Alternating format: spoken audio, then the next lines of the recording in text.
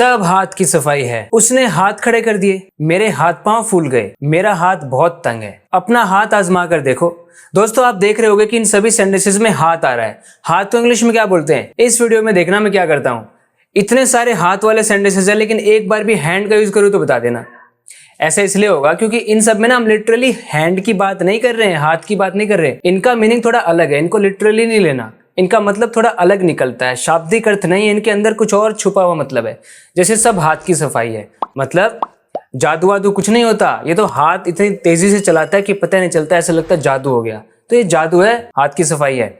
उसने हाथ खड़े कर दिए, मतलब पहले उसने बोला था कि मैं आपको सपोर्ट करूंगा, मैं सहारा लगाऊंगा, फिर उसने मना कर दिया। तो यहाँ हाथ खड़े करने का मतलब मना करना है।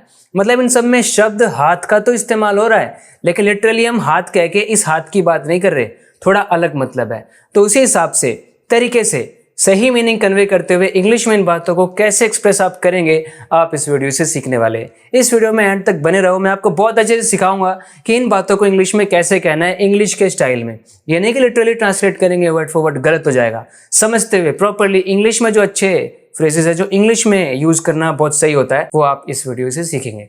तो आप और अच्छे से इसका फायदा उठाने के लिए वीडियो का मेरे बोलने से पहले हमेशा खुद किसी भी सेंटेंस को इंग्लिश में पहले एक्सप्रेस करने की कोशिश करना, फिर मैं तो आपको बताऊंगा ही, ठीक है। हो सके तो नोटबुक और एक पेन लेकर साथ में बैठो, जब भी चीजें आएंगी कुछ काम की तो आप उन्हें नोट डाउन कर सके। शुरू करें, देखते हैं। सब हाथ की सफाई है, तो जब आप ऐसे बोलते हो ना सब हाथ की सफाई है, तो ज्यादातर इसका इस्तेमाल तब करते हैं कि वो कितना बढ़िया काम करता है, वो देखो कितना अच्छा काम करता है, इतनी फटाफट सारा काम खत्म कर दिया, सब हाथ की सफाई है। या फिर कोई जादू करता है तो बोलते हैं कि अरे कबूतर बन गया, इंसान कबूतर बन गया, अरे नहीं सब हाथ की सफाई है। ये कहने का मतलब होता है उसके पास टेक्निक्स है, वो इतने फटाफट हाथ चलाता है अपने, या कोई टेक्निक्स का यूज करता है, पता ही नहीं लगने देता ऑडियंस को कि वो क्या कर रहा है, और सबको मैजिक जैसा लगता है। सब हाथ की सफाई है, वो वाला मीनिंग कन्वे करने के लिए आप यूज करो it's all in the wrist. ऐसे बोलो, it's all in the wrist. अब आप इन अंग्रेजों को ही देख लो कैसे यूज कर रहे हैं इसको। It's all in the wrist. It's all in the wrist. It's just all in the wrist, buddy. It's all in the wrist. It's all in the wrist. याद रखो, पैसा हाथ का मैल है। ये कहने का मतलब क्या होता है कि पैसा रुकता नहीं है, आता है जाता है, आना जाना लगा रहता है पैसे का। तो इंग्लिश में बोलो money is fleeting. Money is fleeting. Fleeting एक एडजेक्टिव है, अगर कोई चीज फ्लीटिंग है मतलब वो आती जाती रहती है। मनी इज फ्लीटिंग, पैसे आते जाते रहते हैं। दूसरा, money comes and goes. Simple words में आप ऐसे भी कह सकते हैं कि पैसा तो आता है और जाता है। मनी कम्स एंड गोज, पैसा क्या है, हाथ की मैल है। इस मजेदार अक्षय कुमार की फिल्म में ये डायलॉग आया था ना, पैसे क्या चीज है, हाथ की मैल है। हाथ पे हाथ धरे मत बैठो। अब जब हम ये किसी को बोल रहे होते हैं तो हम क्या कहना चाहते हैं कि खाली मत बैठो। तो इंग्लिश में बोलो डोंट सिट आइडल। इंग्लिश में एक इडियम होता है don't twiddle your thumbs. Don't twiddle your thumbs, इसका मतलब होता है ऐसे ही बस बैठे हो खाली, काम वाम तो कर नहीं रहे कुछ, तो खाली पड़े रहना, बैठे रहना, कुछ ना करना, मतलब यू ट्विडल योर थम्स अगर आप खाली बैठते हो। So don't twiddle your Thums मतलब खाली मत बैठो, हाथ पे हाथ धरे मत बैठे रहो। मेरे हाथ पांव फूल गए, ये जब कोई बोल रहा होता है तो क्या कहना चाहता है, वो डर गया, घबरा गया, नर्वस हो गया, ये मतलब है। ये नहीं कि लिटरली हाथ पैर ऐसे गुब्बारे की तरह फूल गए, ऐसा नहीं है ना, ये मतलब है। तो क्या कहेंगे, उसी के मुताबिक इंग्लिश में बोलो आई पैनिक्ड, मैंने पैनिक किया। याद रखना ये एक कॉमन एरर है, लोग यहाँ कई बार बोल देते हैं I was panic, I was panic, is am are was were लगा देते हैं, नहीं लगेगा क्योंकि पैनिक एक वर्ब होता है, डायरेक्ट लगाओ इसको। मैंने पैनिक किया, आई पैनिक्ड।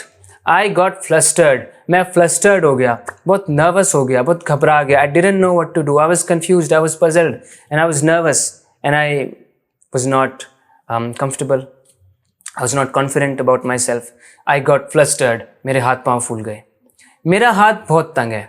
बताओ, जब ये कोई कहता है तो उसको कहने का मतलब क्या होता है, उसके पास पैसे इस वक्त कम है, वो इस वक्त कंगाल है, उसके पास पैसे नहीं है, उससे पैसे मत मांगना। तो कहता है मेरा हाथ बहुत तंग है, I am short of money. English में इसको किस तरह कन्वे किया जाएगा, I am short of money, I am low on cash. भाई कैश तो मेरे पास अभी कम है, मुझसे मत मांगना। I am strapped for cash, ऐसे भी कह सकते हैं I am strapped for cash, I am strapped for cash।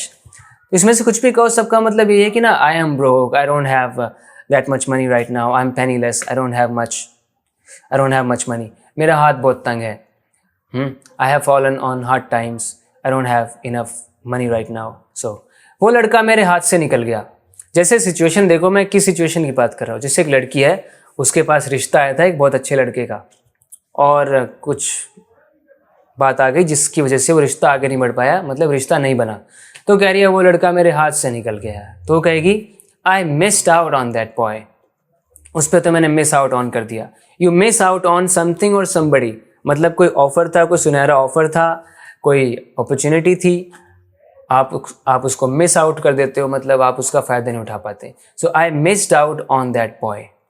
वो मौका मेरे हाथ से निकल गया। मौका यानी chance, I missed that chance और आई लॉस्ट दैट चांस। वो चांस मैंने खो दिया। I missed the boat, I missed that chance, I lost that chance. अच्छा, एक बात इसमें होती है, I missed that chance, I missed that chance.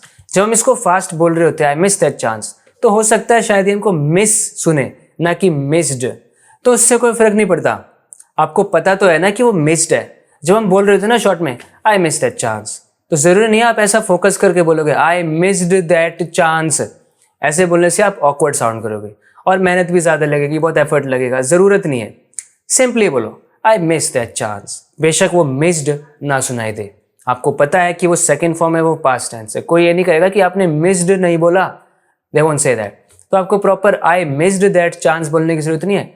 Normally जो आपके मुंह से बहुत कंफर्टेबली निकले, आई मिस्ड दैट चांस, ये मिस्ड है, आई मिस्ड दैट चांस। वो किसी के सामने हाथ नहीं फैलाता, मतलब वो किसी से मांगता नहीं है कि मुझे खाने के लिए दे दो, मुझे पहनने के लिए दे दो, मुझे पैसे दे दो। He doesn't ask anyone for favours, वो फेवर नहीं मांगता किसी से, मेरे लिए ये कर दो, मेरे लिए वो कर दो। अगर कुछ चीज़ें मांगने की बात हो रही है, जैसे उसके पास कपड़े नहीं है, तो वो उससे क्यों नहीं मांग लेता? अरे वो ऐसा आदमी है, वो हाथ नहीं फैलाता किसी के सामने। He doesn't beg anyone for handouts. Handout किसको बोलते हैं? जो चीज़ें फ्री में किसी को दे दी जाती है, उस चीज़ को कहेंगे हैंड आउट। वो फूड हो सकता है, क्लोथ्स हो सकते हैं, कोई भी और चीज़ें हो सकती है। So he doesn't beg anyone for handouts. वो नहीं मांगता, किसी के सामने हाथ नहीं फैलाता वो। He doesn't beg anyone for handouts. He does not ask for things. एकदम सिंपल वर्ड्स में बोलना है तो ऐसे बोल दो, he does not beg people for things, he does not ask anyone for things, he does not borrow things. ऐसा कुछ आप कह सकते हैं। अपना हाथ आजमा कर देखो। जैसे सोचो मेरे पास एक फ्लूट है, तो मैं कह रहा हूँ आप भी हाथ आजमा कर देखो, यानी आप भी बजा कर देख लो। कोई बिजनेस है, कोई गोलगप्पे बेचता है। अक्सर लोग क्या करते हैं, गोलगप्पे वाले की दुकान पे जितने गोलगप्पे खाने में ध्यान लगाते हैं ना, उतना ध्यान वो इस बात पे भी लगाते हैं गोलगप्पे वाला बेचारा कितने पैसे कमा रहा है। वो सोचते हैं इतनी देर में इतने बेच दी, ये तो अमीर बन गया, लाखों कमा लेगा। चलो हम भी आजमा कर देखते हैं अपना हाथ इसमें, मतलब हम भी इसको ट्राई करके देखते हैं। तो जब आप किसी को कह रहे हो आप भी अपना हाथ आजमा कर देखो, मतलब एक चीज़ है, कोई काम है, वो आप भी करके देखो। तो इंग्लिश में उसको आप कैसे एक्सप्रेस करेंगे? Have a go at it, have a go at something. किसी चीज़ को करके देखना, उस पर अपना हाथ आजमाना, मतलब you have a go at it, have a go at it. इसको एक बार करके देखो, try your hand at it, या फिर give it a shot, give it a shot. आप भी इसको एक ट्राई मारो, give it a shot, try your hand at it, या फिर have a go at it. वो अपना हाथ ऊपर रखता है, ये कहने का क्या मतलब है? ये मतलब है कि मैं ऐसे हाथ रखता हूँ, वो ऐसे रख लेता है। ये भी हिंदी में जब कोई बोलता है वो अपना हाथ ऊपर रखता है, मतलब वो अपने आप को डोमिनेंट रखना चाहता है, वो दूसरों को डोमिनेट करना चाहता है, वो ऑर्डर चलाना चाहता है, वो he wants to call the shots, he wants other people to follow his instructions, his orders, he does not want to listen to others, he wants to have his own way. वो अपना हाथ ऊपर रखना चाहता है। He tries to maintain the upper hand, वो upper hand को maintain करना चाहता है। इंग्लिश में जब बोलते हैं ना he has the upper hand, मतलब उसी का हाथ ऊपर है, यानी उसी की बात मानी जाती है, वही राज चलाता है, उसी की सुनी जाती है। तो वो मेंटेन करना चाहता है इस अपर हैंड को। He tries to maintain the upper hand, वो कोशिश करता रहता है कि हाथ मेरा ही ऊपर रहे। पता नहीं कौन हाथ साफ कर गया। कभी कभी क्या होता है कि पड़ोस में कोई चीज़ चोरी हो जाती है ना किसी की, तो पड़ोसी बाहर निकलता है, बोलता है पता नहीं कौन हरामखोर गधा, पता नहीं कौन आया था हरामजादा, चला गया मेरा सामान लेके। चिल्लाते ना पड़ोस में बाहर निकले, पता नहीं कौन हरामजादा आया था, मेरा सामान लेके निकल गया, पता नहीं कहाँ भाग गया, ऐसे बोलते हैं। सुना रहे होते हैं वो सब आस पड़ोसियों को, और सब चुप रहते हैं, पता नहीं सामान कौन लेके गया। तो पता नहीं कौन हाथ साफ कर गया। हाथ साफ करने का मतलब क्या है? कुछ चुरा कर ले गया। चुराना अगर मतलब है तो क्या बोलेंगे? I don't know who the hell swiped it. पहले तो आप फ्रस्ट्रेशन दिखाने के लिए हेल यूज कर रहे हो, who the hell did it, पता नहीं किसने कर दिया, I don't know who the hell did it. और स्वाइप का यूज करो जब ऐसे कोई छोटी मोटी चीज कोई एकदम ऐसे उठा के भाग जाता है। स्टील भी बोल सकते हो, I don't know how the hell, who the hell stall it, पता नहीं कौन चुरा के ले गया उसको। स्वाइप भी बोल सकते हो जब उसने एकदम ऐसे हाथ मारा, साफ करके ले गया उसको, यानी वो जल्दी से किया उसने, कोई बहुत बड़ी चीज नहीं थी, छोटा सा कोई प्रोडक्ट था, उठाया भाग गया, सो यानी स्वाइप करके चला गया। अगर आपने एक कार्टून देखा हो डोरा द एक्सप्लोरर, उसमें एक बार ना एक वुल्फ आ जाता है, उसको डोरा बोलती है swipe no swiping, swipe no swiping, swipe no swiping. मतलब क्योंकि वो कुछ ना उनके पास सामान होता है, उसको लेके जाने वाला होता है। अगर आपने डोरा द एक्सप्लोरर वाला कार्टून देखा है मेरी तरह, तो आप पहचान जाओगे मैं किसकी बात कर रहा हूँ। वहां पे भी स्वाइप का मतलब यही होता है कि स्वाइपर कोई चीज स्वाइप मत करना, कुछ लेकर मत जाना हमारे हाथ से। तो स्वाइप मतलब जल्दी से ऐसे चुरा लेना होता है, उसको पिंच करना भी कहते हैं। God knows who pinched it, भगवान जाने कौन पिंच करके ले गया उसे। हाँ, पिंच एक ऐसे चोटी काटना भी होता है ना, काटना ऐसे, और पिंच मतलब ऐसे चुरा लेना भी होता है। चुरा लिया, God knows who pinched it, पता नहीं कौन चुरा के ले गया, डोंट नो। उसने हाथ खड़े कर दिए, हाथ खड़े करने वाले हाथ खड़े कर दिए उसने, कहने का मतलब है पहले तो कह रहा था, जिम्मेदारी ले रहा था पूरे अपने काम की, मैं करूंगा, मैं संभालूंगा, बाद में बोला नहीं भाई मेरे बस का नहीं है, नहीं भाई मेरी बीवी मना कर रही है, मैं जा रहा हूं। हाथ खड़े कर दिए उसने। तो इंग्लिश में क्या बोलेंगे, he washed his hands of it, he washed his hands of it, यानी उसने तो अपने जिम्मेदारियों से हाथ धो लिए, वो चला गया। He washed his hands of it, ये इंग्लिश में एक इडियम है। You wash your hands of something, मतलब you refuse to take the responsibility for something, you refuse to help somebody in times of need, कुछ इस तरह से। he washed his hands off it, वो तो हाथ खड़े करके चला गया। या फिर he backed out, पीछे हट गया।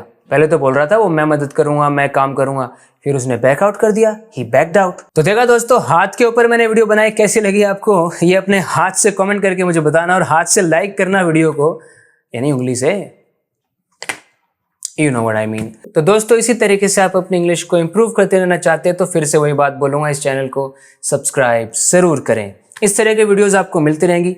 और अगर आपका फोकस है इंग्लिश की ग्रामर को ढंग से समझने का, तो उसके लिए मैंने हाल ही में एक नया चैनल बनाया है, SG अकेडमी ऑफ इंग्लिश। उसका लिंक आपको इसी डिस्क्रिप्शन में मिल जाएगा, वहां जाकर उसे भी सब्सक्राइब करें। बात करते हैं अगले वीडियो लेसन में, तब तक के लिए अपना ख्याल रखें, टेक केयर, बाय बाय।